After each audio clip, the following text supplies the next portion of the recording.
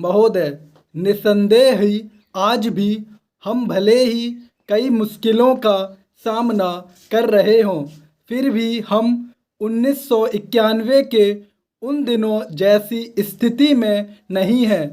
एक राष्ट्र के रूप में हमने काफ़ी भरपाई कर ली है और हम आगे बढ़ने के लिए तैयार हैं। श्री राव के नेतृत्व के बिना यह संभव नहीं था। अब यह अटकल लगाना व्यर्थ और मूर्खतापूर्ण भी है कि कोई और नेता होता तो क्या कुछ ज़्यादा और बेहतर किया जा सकता था या नहीं। तथ्य यह है कि वही नेता थे जिनके कारण हम एक ऐसी स्थिति तक पहुंच गए हैं जो देश और उसकी तरक्की के लिए निरापद है। हम जिस अवधि से गुजरे हैं वह बहुत मुश्किल और हलचल पूर्ण थी। सोवियत संघ के पतन और विघटन से हमारी जो कुछ भी अंतर्राष्ट्रीय स्थिति थी उसका आधार ही खत्म हो गया। ऐसा लगता है कि हमारे देश में कुछ लोग इस घटना का पूरा मतलब नहीं समझ पाए हैं। बेशक यह कम्युनिस्टों और आधुनिक समाजवाद के अन्य समर्थकों के लिए बेहद चिंता का विषय था। इससे उन सभी निष्पक्ष देशभक्तों को काफ़ी दुख हुआ जिनके लिए सोवियत संघ अच्छा मित्र था और अकेली विदेशी शक्ति थी जो हमेशा हमारे साथ खड़ी होती थी। उससे हमें काफ़ी नैतिक और भौतिक समर्थन भी मिला था। हमारे देश में सोवियत संघ के तमाम मित्रों में भी सभी लोग यह नहीं समझ पा रहे कि आर्थिक, वैज्ञानिक और प्रौद्योगिकी के हिसाब से इसका क्या मतलब था और है। जब हमें सख्त ज़रूरत थी तो कोई राष्ट्र नहीं था जिसकी ओर हम देखते। घबराने और अपने देश को दिवालिया राष्ट्र घोषित करने के बजाय प्रधानमंत्री ने मुश्किलों का डटकर सामना किया, हमें इस संकट से निकालने की व्यवस्था की और साहस के साथ देश को एक नए आर्थिक रास्ते पर अग्रसर किया। कांग्रेस ने अपने चुनाव घोषणा पत्र में इसकी मोटी रूपरेखा न बना ली होती तो बेशक यह संभव न हो पाता। इस घोषणा पत्र के मुख्य निर्माता स्वयं राजीव गांधी थे और इसे तैयार करने में श्री राव उनके मुख्य सहायक थे। देश को संकट से उबारने और नए आर्थिक रास्ते पर ले जाने में बेशक मनमोहन सिंह की देशभक्ति, विद्वत्ता और ख्याति महत्वपूर्ण कारण थे। नई आर्थिक नीति जनता के हित में नहीं है।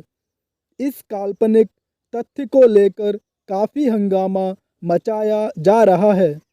इसके उलट अगर उसे अपेक्षित ढंग से लागू नहीं किया जा रहा है तो इसकी वजह यह है कि जनता के नाम पर हर तरह की आंशिक और कारपोरेट मांगें पूरी की जा रही हैं। प्रधानमंत्री ने दो महत्वपूर्ण तरीकों से नई आर्थिक नीतियां बनाने में अपना योगदान दिया है। सबसे पहले तो उन्होंने नई नीति लागू करने के लिए मध्यम मार्ग अपनाने पर जोर दिया है।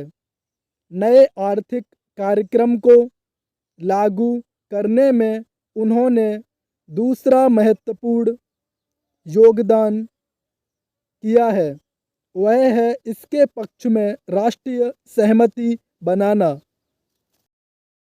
महोदय, हमारे देश में राजनीतिक विचारों में जितनी भिन्नता है उसके मद्देनज़र यह एक असाधारण बात है, जबकि इनमें से ज़्यादातर लोग यही ठाने रहते हैं कि चाहे जो हो और जो भी मुद्दा हो उन्हें विरोध करना है।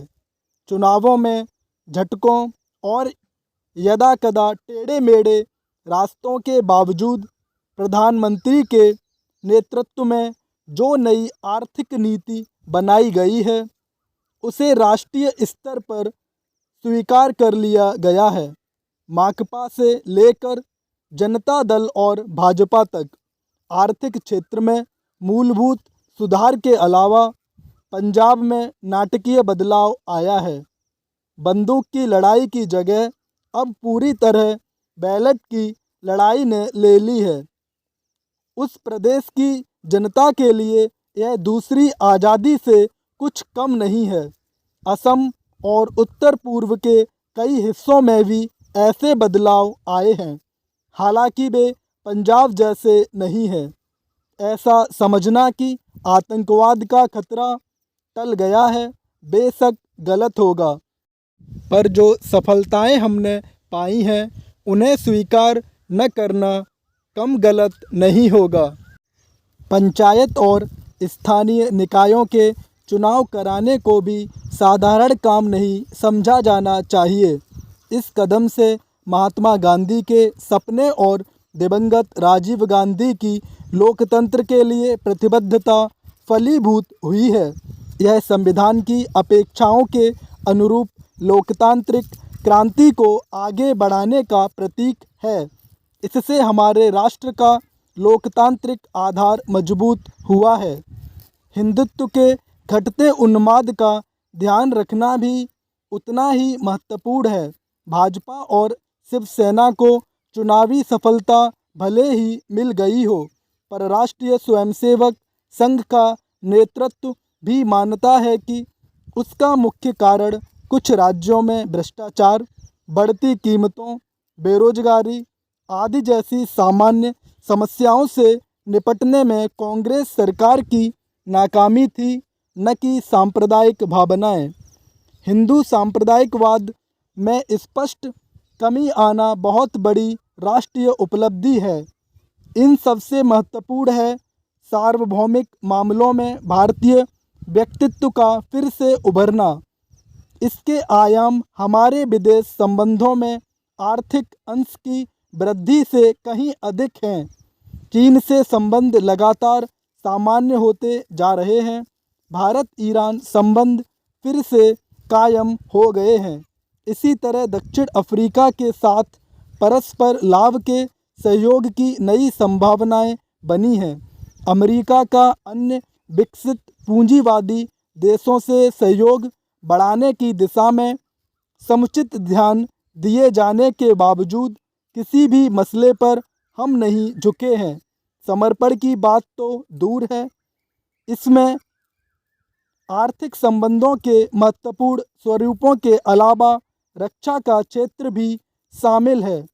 इसका सबसे ताज़ा उदाहरण है परमाणु अप्रसार संधि के मामले में हमारा अपनी नीति पर कायम रहना, जबकि इसके लिए हम पर कई दिशाओं से भारी दबाव डाला गया। गुटनिरपेक्ष आंदोलन को नई नीति देने के प्रयास भी चल रहे हैं। इन सब उपलब्धियों को मिलाकर एक वाक्य यह है कि प्रधानमंत्री ने सबसे बड़ा काम यह किया कि हमारे देश में शासन पुनः स्थापित कर दिया और लोकतंत्र को सुदृढ़ बनाया। स्टॉप।